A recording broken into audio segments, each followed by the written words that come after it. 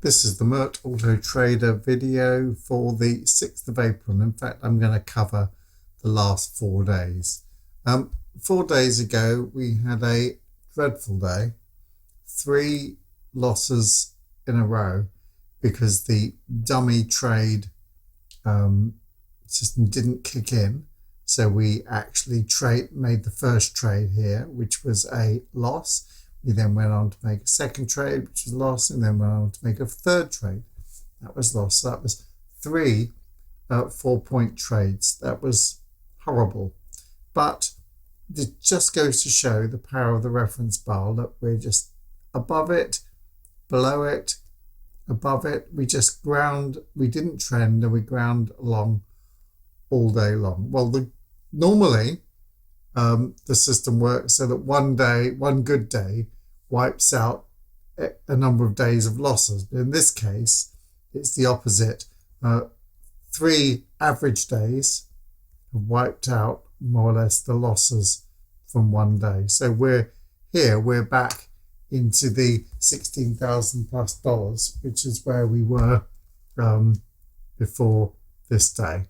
So on the 1st of April, we had, it wasn't a huge trending day, but the system popped above the reference bar. We took 6 points. It then pyramided in one more contract on stop, and the market went down, and we lost it all again on that. We then entered long again. The market took the system took 6 points, and then it pyramided in one more at a lower price, and we managed to recover the losses for the day, and we made 3 or 4 points on that day. Likewise, on the next day, well, we went short. System took 6 points on one. It then re-established the contract at a better price, and the market closed somewhere in the middle, so we made some profit on that original first contract, not as much as 6 points, and we lost. So we made about another 4 points there. And likewise, yesterday, exactly the same thing. We took out, these 3 days have been almost identical in shape, except this day had a massive rally. When the market went long here, when the system went long here, I thought, oh my goodness, I would never take that trade waiting for a loss. But no, that's why robots are so much better at trading than we are. I mean, my clients say to me, oh, do you think you'll get out of the trade? And I say, no, you know what? I mean, I might have got out the trade here, but invariably, because the market tailed off here, but invariably the system is better. Not in this day here, the system didn't know better, but usually markets end the day in extremes. So here we took 6 points. It re-established another one on stop, which turned out to be a loss. This contract made less, and we got stopped out on the trailing stop. So, but we made another 4 points. So those 3 days pretty much compensated for that day. I want to show you, I want to just give you 2 other things. I want to show you the SPX, but I also want to mention UWTI. Now, I will not be giving stock tips. I know very little about and how they work, but I certainly am not a stock trader. However, the reason I want to show you this is because I've got into them for my pension fund, and I think it's a really good trade for the next 1 to 2 years. UWTI is the triple long crude, WTI crude ETF or ETN. And the reason, my argument behind it is this: could any stock go to zero? GE, Vodafone, IBM, is it possible that they could go bust?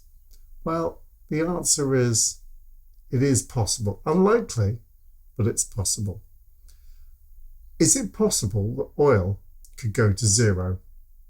I think the answer's got to be no, because with our energy consumption, because our energy orientated society that's been developed over the last 100 years, the technological resolution, I mean, man has developed more technologically in the last 100 years than we have developed in the last 1,000 years. I mean, you might even argue it's the huge, fastest period of technical innovation that mankind's ever seen, that Homo sapiens has ever seen. Anyway, my argument is oil would never go to zero, not unless they invent nuclear fusion. And I've done my research. I understand nuclear fusion, and I've done a lot of work to see, is nuclear fusion in the offing? No, we're not even close. So I don't see any other form of sustainable energy for the next 20 years. So my argument is that not that long ago, in July of last year, UWTI was $40. And I think that's when oil was up at $140. And now it's $2.80. I got very upset because here it was $2.50 and then it went up to $4 and they couldn't get my pension fund organised fast enough for me to buy it, and I missed out. I was really upset. Anyway, then it came down again, and I was ready, and my average buy price is about $2. I got some at $1.80 here, and my average buy price is $2. Well, if it goes, it could well go back down to $1.50 or whatever if oil makes it down to $40. But I think this is the Saudis trying to make fracking uneconomical. I think this is a hold for the next 2 years, and I'm looking for $20 if oil gets back up to $65, $75. So I mentioned that for what it's worth. That's the short term. That's the last couple of days action. But, have a think about it. I couldn't care less whether you do or you don't. It's just part of the fully comprehensive service. And finally, SPX open interest. It's expiry week next week.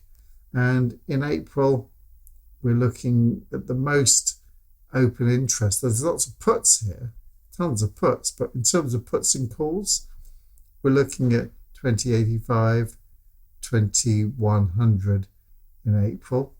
So I think we might see a move down to 2000 in the short term, but I think they're suggesting that the balance point's about 2100. May, same, 2100 about here, because these are all mainly puts. And June, well, they're down at 2000 there, the puts and calls together. So there you go. Right, well, that's it for now. Please watch the next video. I'm going to be doing this hosting service. There's a number of people are liking this system, but they're thinking, well, do I have to be nailed to the computer all day long? And it appears that I can host your account, but I'll talk about that in the video called Hosting. Thanks a lot. Bye.